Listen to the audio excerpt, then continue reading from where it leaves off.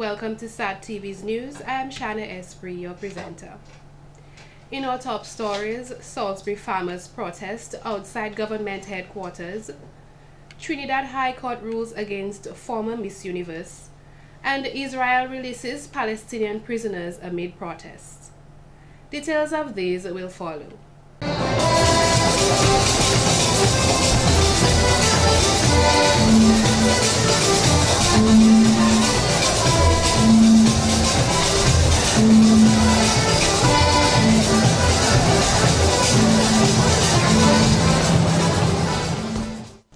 Welcome back. The Ministry of Education's school feeding program has had various impacts on various communities throughout the island. The Trafalgar Primary School, through its participation in the program, has benefited from the construction of the first primary school cafeteria in Dominica. The project was funded under the Japan Grant Assistance for Grassroots Human Security Project.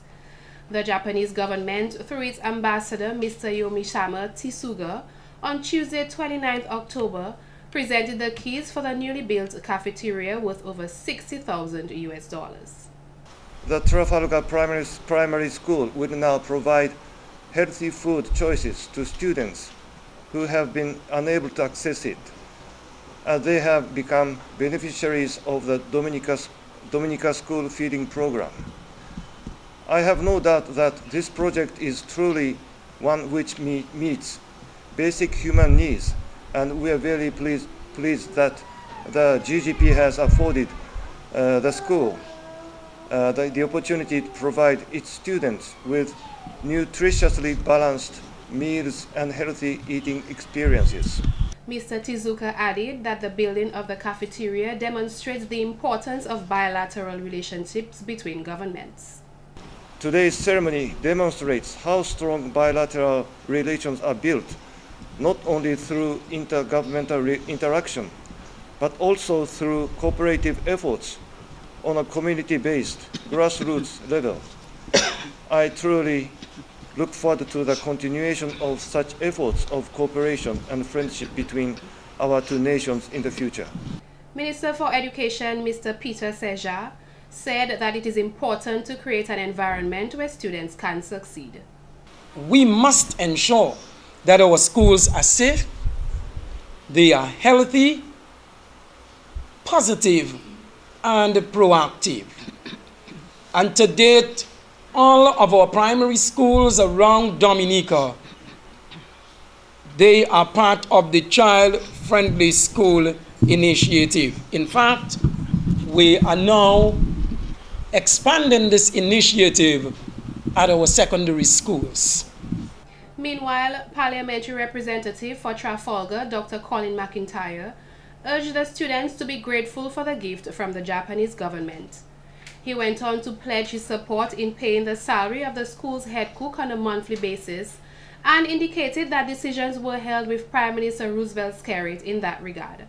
The construction of the new cafeteria began in January of 2012 by Mr. Kent Daniel. Visiting nationals to Dominica gathered at the Crazy Coconuts Entertainment Complex to discuss ways to work together for the furtherance of the development process in Dominica at the 13th Cabinet Diaspora Forum on Wednesday, October 30th. In her welcome remarks, Honorable Lauren Barnes Roberts, Liaison Officer of Diaspora Affairs, welcomed those present. Every tangible opportunity into a reality. So today, your presence is not only deeply appreciated, but it serves as a source of inspiration to us that our fellow Dominicans who reside abroad remain committed and are willing to work with us as we continue to forge forward together to make Dominica a more prosperous and productive country. She says the government is ready to provide the necessary incentives for the feasible projects and programs that are presented. Honorable Matthew Walter, Minister responsible for Agriculture and Forestry, says differences must not separate us, as we all have a common interest with an aim to make life better.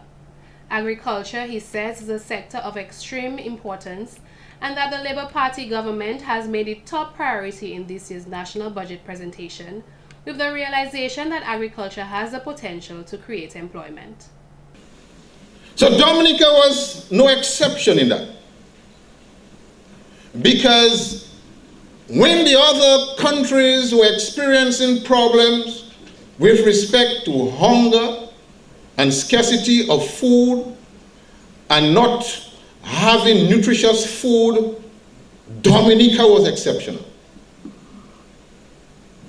Because, as you can recall, Dominica was the one and still the one exporting a large quantity of agricultural food products to the rest of the Caribbean and extra-regionally. The government has taken the initiative to put in place a futuristic agricultural agenda to be able to build a robust, sustainable agricultural sector. According to Honorable Colin McIntyre, Minister for Empowerment, Trade Industry and Diaspora Affairs, Dominica is in need of entrepreneurs and persons with the spark of initiative. Small businesses are an important pillar of our economic engine, he added. Prime Minister Honorable Roosevelt Skerrit, also speaking at the forum, said that the economic strain of developed countries like the United States has had a ripple effect on CARICOM, more specifically the Dominican economy. Massive cuts in spending because they just can't afford to sustain the spending which they were accustomed to. In many parts of the world, nurses and teachers had to be released because states could not underwrite the expenses associated with these employed. And it's not because these governments and these governors and these heads of state and heads of government do not like the people they send them home. It is simply because they are unable to sustain that level of expenditure because the revenue has dropped dramatically. In small economies like Dominica, the Prime Minister believes that there must be a government that demonstrates a great degree of responsibility and prudence in the management of affairs of the states. This entrepreneurship forum was specifically designed to assist persons wishing to invest their time, energy, and capital in their homeland, Dominica. In other stories, on Tuesday, October 30th, the Central Cooperative Credit Union hosted its second annual CCUL Secondary Schools Debate Competition, which was inaugurated in 2012 when the credit union celebrated 5 years of service.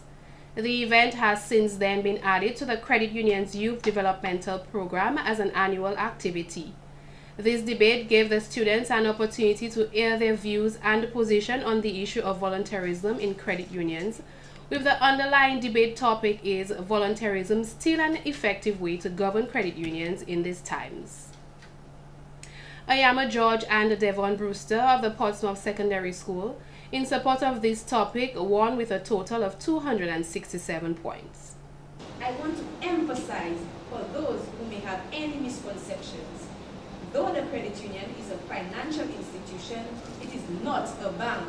I repeat, it is not a bank. Rather, it is a cooperative owned by members and operated by cadre of highly skilled and motivated volunteers. By serving their communities, volunteers provide a good marketing for the credit unions. The community gets to know the cooperative and the employees because of the established personal connections of the volunteers. Khadija Meneville and Kaylin Rodney of the Goodwill Secondary School opposed the topic and came in second place with a total of 230 points.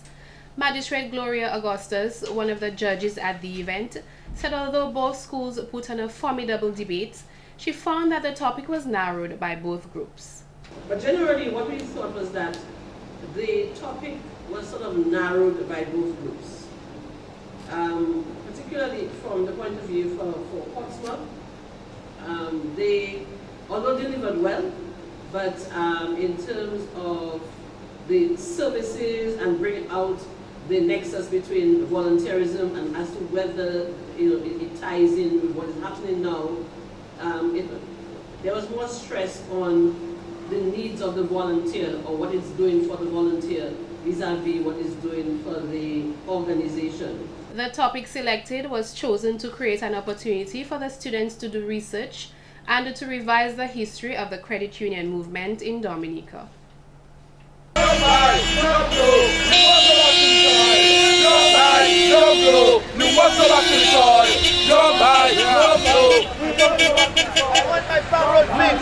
We need the farm road in Salisbury to fix. 13 years now, you've been cutting grass. We need the road to fix. Amidst years of the cry for farmers for the government to pay closer attention to agriculture and the roads leading to the farms, a group of Salisbury farmers gathered in the city of Roseau in an attempt to grab the attention of the Prime Minister and other authorities who they feel can be of assistance. On Wednesday, October 30th, on what is usually considered a quiet stretch of road, was filled with noise from the horns of vehicles and farmers chanting "No roads, no food." One dissatisfied farmer, Mr. Lloyd Vidal, is asking the government of Dominica to keep its promise on delivering the farm road in Salisbury. He has seen the plight of the people, the farmers in Salisbury. So the government need to take seriousness in the words that he spoke when he said that he was going to fix the road. So tell him now to fix the road, because the farmers need to go and in their farms, they need to go and access their produce. And how can they bring the quality that they want if they do not fix the road? So we are asking the government to give some attention to the Salisbury road. According to Mr. Vidal, it is long overdue. He questioned the development of the country and its people, asking how can farmers make a difference if they are unable to access their lands. If you do not give us access to our farms, our livelihood, how are loans going to be paid? How are we going to send our children to school and give all what the government is asking, he inquired. It can only happen when you allow the people to go to work. And how the farmers want to work, but they need access to their farm, the main road. That's what we're asking him for, the main road that links us to St. Joseph and Mero, the same road that is the attachment for the Whitey Kubuli Trail. We are asking the government to fix that main road. The other roads to our garden, that's our prerogative, but the main road is his responsibility, and he should fix that road. Mr. Vidal says some people think it does not make sense to protest, but when your livelihood is at stake, he says it makes a lot of sense. They are asking that the government, particularly the Minister of Agriculture, take their convoy, as they did 2 years ago, and drive up that road if possible, to assess the condition of the road. Meanwhile, what was supposed to be a 2-hour protest was prolonged due to traffic diversion by the police surrounding the government headquarters. We have been there voicing our complaint to the Prime Minister as to our farm access road in Salisbury. And because we were doing it the first couple of times, they tell us we are driving too slow, we need to drive faster than that. I told the guy that the police woman that was speaking to me, that the law said that we should not drive more than 20 miles in the city of Roseau. She said, I tell her we could only drive at a certain speed. We can expect us to jump people. We make a couple more rounds, and after that, they block the road. In the process of that, my car is still parked over there because I parked it on the one before they closed it, and when I came back, it was closed. This, he says, implies that the Skerrit-led administration refuses to hear the plight of the Salisbury farmers, who he claims are very peaceful people. Last week during Parliament, the discussion of farmers and the road to their farms was mentioned by Senator Bentley Royer, who is also a resident of Salisbury. Parliamentary representative for the Salisbury constituency, Honorable Hector John, was also present at the protest, administered by Colford Bidal, chairman of the Salisbury Village Council. In other stories, just days after the World Creole Music Festival, the Dominica's Festival Committee saw it fit to present to the family of the late Jefferson Jeff Joe Joseph the Caribbean Music Awards Posthumous Award on Tuesday, October 29th at the DFC's office. The dynamic Dior Trophy was presented to Ms. Marvel Williams, events assistant at the DFC on December 29, 2012, received the trophy on behalf of Jeff Joe. I went to France last year upon an invitation from the Caribbean Music Awards, and I received the trophy on behalf of Jeff Joseph and his family. What we were doing, or what was agreed upon, is the trophy would stay at the office for a year, and then we would pass on this trophy to the family of Jeff Joseph. The award was then presented to Jeff Joe's father, Mr. Camus Joseph, who represented the family. I have to thank the people, including the French territories, who put together to make this award available to me. On the behalf of his son and his child's mother, which is present here, I also thank the people for them. And I always think, well, this is an achievement for St. Joseph. Parliamentary representative for the St. Joseph constituency, Mr. Kelvadaru, spoke of the great contributions that Mr. Joseph had made to the community of St. Joseph, Dominica. Well, we can never forget the impact that he had in the area of Cadus music here in this country and the number of lives that he touched. And we would have been amazed to see the number of French nationals from Guadeloupe and Martinique who came here to the festival this year. And I believe this is still because of the impact of Jeff Joseph and the ambassador role that he played in going to the French communities, the French territory, and promoting the World Creole Music Festival. And this award is an indication as to the hard work, the perseverance that Jeff Joseph had done over the years in ensuring that Dominica could receive the attention that it needed on the international stage. And that I believe, even though he has passed, but his legacy and his life will continue to live within the life of his son and even his father as well, who is still here with us. Jeff Joe passed on November of 2011, just 1 month after his performance at the World Creole Music Festival in October 2011. In other news, Mr. Frampton Etienne from the community of Paybush is paying homage to Dominica by releasing his new Creole video entitled Dase Coltenu. Mr. Etienne has participated in a lot of cultural performances as he is currently a member of the Paybush Cultural Group and the Nature Boys Band, to name a few. The video you're about to see, it's a cultural video. Basically, talk about the different foods, different clothes, and the different dances which complete our culture. The video was inspired as a result of the strain and neglect on the Dominican culture. Mr. Etienne hopes that his video will contribute to significantly revitalize the culture in the youth. The young people, they don't really take up the culture as they should. They see it as old people thing, but it's basically not old people thing. It's what made us what we are, what made Dominica unique, what made Dominica the nature isle. It's our culture. Check, and if the young people can't bring it up, sooner or later we're going to lose that. He believes that parents need to teach their children at an early age about their culture if they have any intentions of preserving it. Because if you raise your children and speaking Creole to them, obviously they can start speaking Creole. If you introduce them to the different dances and different food, different clothing at an early stage, I believe they're going to carry it, you understand? But if not, they're going to stray because of the TV and the internet and all the things they see. That's what they're going to adapt to. The public is being urged by Mr. Etienne to support the video, which can be viewed by YouTube and Facebook. He believes this will help to sustain our culture for generations to come. We now go to Mr. Norris Prevost to give a report on the United Workers' Party Jobs and Economic Growth Forum, carried for October 31st, 2013 at the Fort Young Hotel. To this end, the United Workers' Party is embarking on the staging of a Jobs and Economic Growth Forum scheduled for Thursday, 31st October at the Fort Young Hotel here in Roseau, starting at 8 a.m. and continuing until 4:30 p.m. The forum brings together individuals and institutions from a broad cross-section of Dominican society who can together formulate a plan and proposals for generating jobs and helping to spur economic growth on the island. Key presenters to the forum will be drawn from the Dominica Association of Industry and Commerce, the financial sector, the agricultural, construction, manufacturing, and other sectors of the Dominican economy, including youth representatives.